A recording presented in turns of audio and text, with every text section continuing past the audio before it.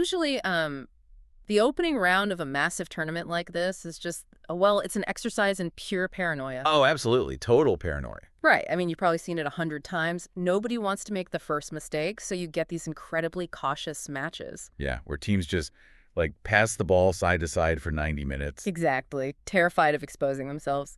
But if you've been watching the opening round of Groups E and F at this 2026 FIFA World Cup, you know that era of cautious feeling out football is just completely dead. Oh, it is gone. We didn't get lateral passing. We got 21 goals thrown onto the scoreboard in just 4 matches. It's insane. 21 goals. Yeah, and the shockwaves are already rewriting the map for the rest of this tournament. It really completely shatters the baseline expectations for everyone involved. I mean, when you prepare for a tournament for 4 years, you build these theoretical game plans, right? Sure, based on how you think they'll play. Exactly. Based on how you think your opponents will behave under pressure. But match day 1 just took all those theories and threw them right in the incinerator. Burn them up. Yeah, and now every single manager and player is dealing with this radically shifted reality. So, welcome to a special sports deep dive. Today, we are tearing into the midweek breakdown for the World Cup, specifically zeroing in on the absolute chaos coming out of Groups E and F. Lots of chaos. Tons. And our mission today isn't to just read you the box scores. I mean, you listening at home, you already know who won and who lost. Right. You have the internet. Exactly. We are here to dissect the underlying mechanisms. As the tactical analyst today, I'm going to look at the formations, the traps, and figure out which team has the clearest path to advancing. And, the physical tactics only tell half the story. Right. The other half is entirely human. So I'll be looking at the emotion, the momentum. Because when a team gets completely dismantled on a global stage, or when an underdog suddenly realizes they can actually bleed a giant. The emotional momentum shifts violently. Exactly. We need to figure out which teams are riding this unstoppable wave of confidence and which teams are suddenly feeling the crushing pressure of a whole nation's panic. So let's start with the loudest result in the room, because to figure out where we're going on June 20th for match day 2, we have to unpack the biggest story so far. The 7-1. Oh, yeah. Germany's 7-1 absolute demolition of Curazao. Just brutal. It was. And you might look at that 7-1 scoreline and think, well, Germany simply had better players. Which they do. But right, but if you watch the tape, the mechanism of that destruction was fascinating. It was a masterclass in spatial manipulation. Okay, break that down a bit. So Germany didn't just run faster. They overloaded specific zones on the pitch. They would push like 5 attacking players into these really narrow channels between Curaçao's defenders. Wow, 5 guys. Yeah, and this forced Curaçao to pinch inward to protect the center of the goal, right? Which instantly left massive, empty acres of space on the wings for the German fullbacks. So they just exploit the outside? Exactly. They were creating high-probability chances with this terrifying mechanical precision. See, what's fascinating here is the psychological dynamic of being on the receiving end of that machine. It's got to be awful. Oh, it is. Because Curaçao didn't walk onto the pitch defeated. For the first 20 minutes or so, they actually showed real determination. They were blocking shots, yeah. Right, throwing their bodies around. But there is a breaking point in sports when you realize the opponent isn't just better. They're operating on a completely different mathematical plane. Mathematical plane, I like that. When that third goal went in, you could literally see the belief just drain out of the Curaçao players. The shoulders dropped. Yeah, body language is huge. And conversely, for the German squad, executing a game plan flawlessly like that creates an insurmountable wave of confidence. Yeah. I mean, they aren't just walking away with 3 points. They're walking back to their hotel feeling absolutely invincible. I see the value in that invincibility, totally. But I want to challenge the narrative a bit. Okay, let's hear it. Was Germany really the most impressive team of the round? I mean, 7 goals a lot. Yes, they scored 7 against a team that frankly fell apart. But look over at Sweden's 5-1 offensive showcase against Tunisia. Also a massive statement. Huge statement. Tactically, Sweden did something much harder to execute than just overwhelming a weaker team. They used a highly disciplined mid-block trap. Oh, those are tricky. Very. For you listening, a mid-block trap is basically a psychological bait and switch. Baiting them in. Exactly. Sweden intentionally let Tunisia's defenders pass the ball around near the halfway line. They made Tunisia feel safe. A false sense of security. Right. But the second a Tunisian player tried to turn and pass the ball into the attacking half, boom. 3 Swedish players would collapse on them like a spider web. Steal the ball and run. Steal it and counterattack with clinical execution. Tunisia is a tough, highly organized team, and Sweden didn't just beat them, they completely dismantled their internal operating system. That's a great way to put it. So I have to ask you, and everyone listening, does Sweden's calculated trap actually deserve more attention than Germany's brute force? It's a compelling argument, for sure. Taking apart a team like Tunisia requires extreme collective focus. Right, they didn't just fold. Exactly. Tunisia didn't collapse the way Curazao did. They fought until the final whistle. But Sweden's finishing was just too sharp to handle. Clinical. And that creates a very specific kind of excitement in a squad. Sweden arrives at match day, too buzzing, knowing their attacking traps work flawlessly against Tier 1 opposition. The confidence has to be sky high. Oh, absolutely. But, if we are talking about emotional weight and tournament-defining performances, I don't think we can give the crown to Germany or Sweden. Really? Who then? We have to look at the underdogs who prove they belong. We have to look at Japan's 2-2 draw with the Netherlands. Oh, man. That was a completely thrilling tactical clash. It had everything. It really did. You had the classic Dutch positional play. They want to orchestrate everything, passing the ball 15 times to move up the pitch. Very methodical. Right. And that was clashing directly against Japan's transitional speed. Japan realized they didn't need to hold the ball for 5 minutes to be dangerous. No, they just needed to be fast. Exactly. They let the Dutch wingbacks push high up the pitch, and the moment Japan won the ball back, they fired these pinpoint passes into the massive gaps the Dutch left behind. It was incredibly intelligent play. Extremely. And the emotional weight of that result for Japan, it cannot be overstated. When you are drawn into a group with a historical European powerhouse like the Netherlands, the narrative is always that you are playing for second place. Right. Just hoping to survive. Yeah, but Japan refused to accept that narrative, proving they can exchange blows, goal for goal, with the Dutch. That earns them immense respect on the global stage. Definitely changes how teams look at them. It builds a kind of momentum that a simple win against a smaller team just doesn't. They prove they belong in the ring with the giants, and they know it. Well, we just talked about Japan matching the Dutch stride for stride, but sometimes disrupting a giant isn't about running with them. What is it about, then? It's about forcing them to run into a brick wall. Ivory Coast. Yes! That explains exactly how Ivory Coast pulled off their gritty 1-0 upset against Ecuador. Such a wild result. It was a tactical clinic in game management. Ivory Coast proved that defensive organization is just as potent as attacking flair. They used what I like to call a one-way turnstile defense. Wait, a one-way turnstile? Yeah, think about it. They didn't press Ecuador high up the pitch. They used a low block, dropping their midfielders and defenders incredibly close together, right on the edge of their own penalty area. So parking the bus. Kind of, but essentially they created a turnstile. They let Ecuador push the ball into the final third, but the moment an Ecuadorian attacker turned his back to the goal to look for a pass, the turnstile locked. Oh, I see. 3 Ivorian defenders clamped down, denying all the space behind them and forcing Ecuador into rushed, low-percentage shots. That's incredibly frustrating for an attacker. Totally. They absorbed Ecuador's creativity, stayed incredibly patient, and then just capitalized on one single counterattacking opportunity. Think about the human element of executing that kind of game plan, though.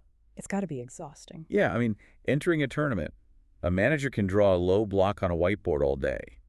You hope the tactics work. Whiteboards don't push back. Right, but when the final whistle blows and you've actually survived 90 minutes, keeping a clean sheet against a highly creative South American team, it's huge.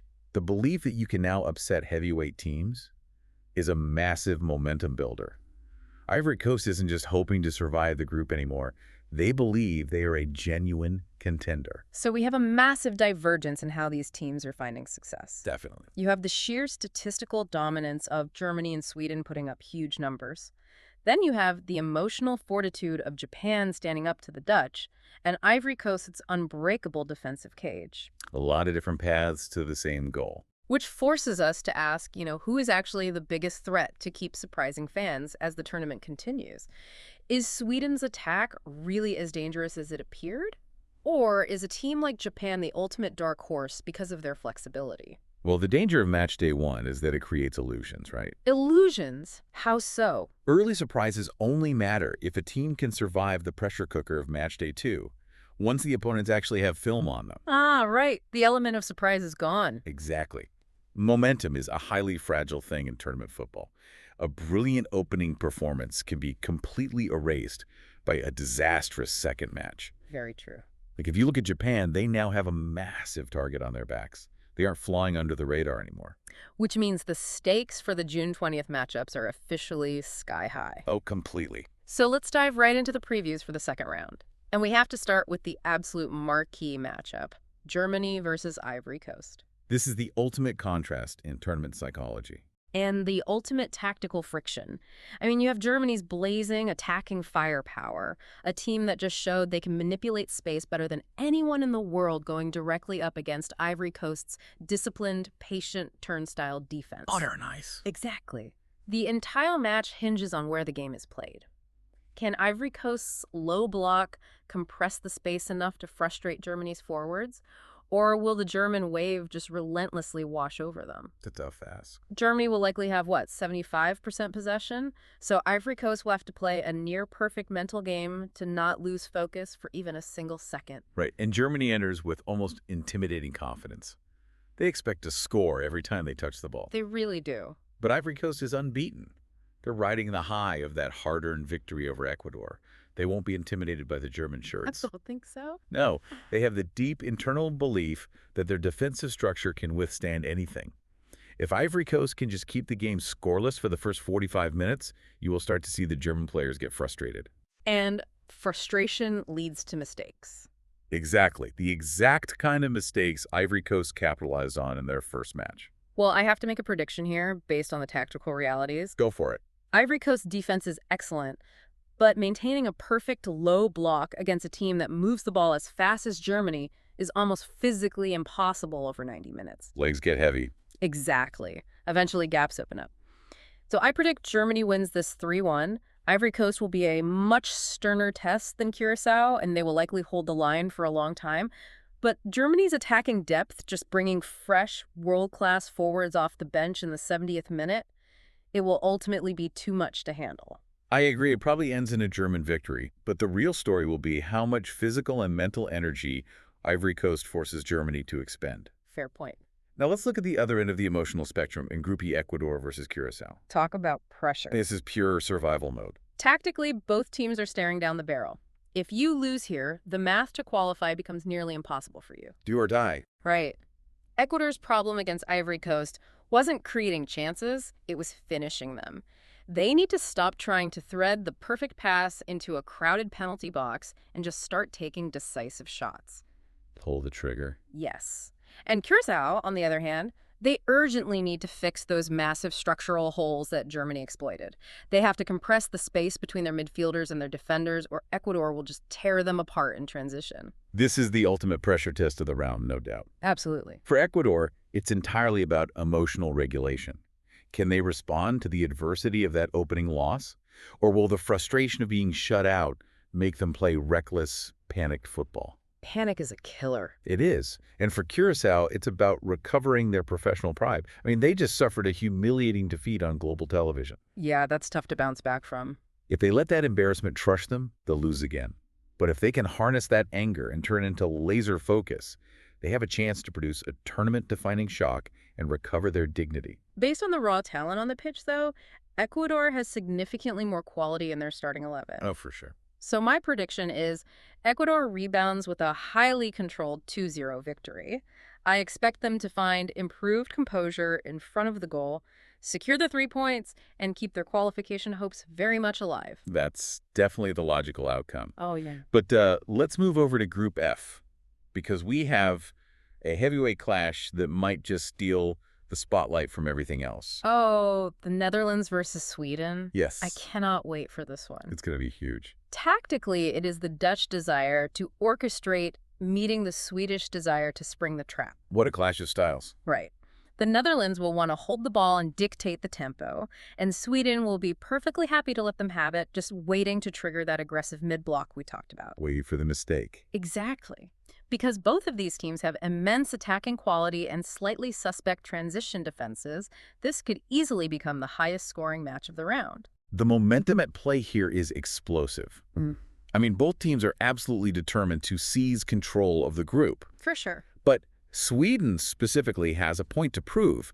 They want to show the football world that their 5-goal explosion against Tunisia wasn't just a fluke. Right, that it wasn't just a weak opponent. Exactly. They want to prove their system works against elite Tier 1 opposition like the Dutch. The Netherlands, meanwhile, are stinging a bit from letting Japan match them. They really need to reassert their dominance. Because of the lethal attacking quality on both sides, my prediction is a 2-2 draw. Oh, a draw. Yeah, I think it's going to be an incredibly fast-paced, highly entertaining match. Neither team is built to sit back and defend a 1-0 lead. Very true. Which means they will likely just keep throwing punches, eventually canceling each other out on the scoreboard. That result would keep the race for the top of Group F incredibly tight. A draw there makes the entire group incredibly volatile. It really does. Which brings us to the final match of our June 20th preview, and arguably the most psychologically complex. Tunisia versus Japan. Yes. From a tactical standpoint, Japan has a massive advantage. Their technical ability and composure on the ball should allow them to easily control the midfield. They looked so calm against the Dutch. You really did. But here is the key mechanism of this match.